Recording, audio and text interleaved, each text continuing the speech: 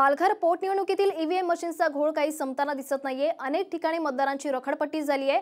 विरारच्या मनवेलपाडा इथे सकाळपासूनच मतदारांनी उत्साहात रांगा लावल्या, मात्र ईव्हीएम आणि व्हीव्हीपॅट मशीनच्या गोंधळानं त्यांचा काहीसा हिरमोड झालाय।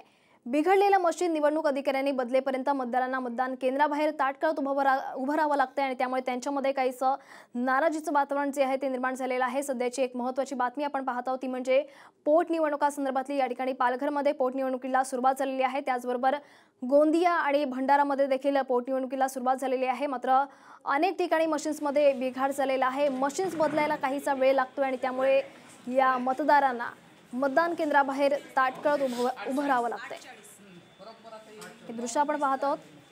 काही ठिकाणी लाईट गेलेली आहेत आणि त्यामुळे अंधारात त्यांना मतदान करावं लागतंय, तर काही ठिकाणी मशीन्स बंद पडल्याची घटना देखील घडलेली आहे आणि त्यामुळे या मशीन्स बदलण्यासाठी देखील काही वेळ लागत आहे आणि त्यामुळे मतदारांमध्ये संभ्रमाचं वातावरण निर्माण झाले। दृश्य आपण पाहत आहोत। काहीशी या रांगेमध्ये काही तासांपासून काही वेळापासून या मतदारांना ताटकळत उभं राहावं लागतंय।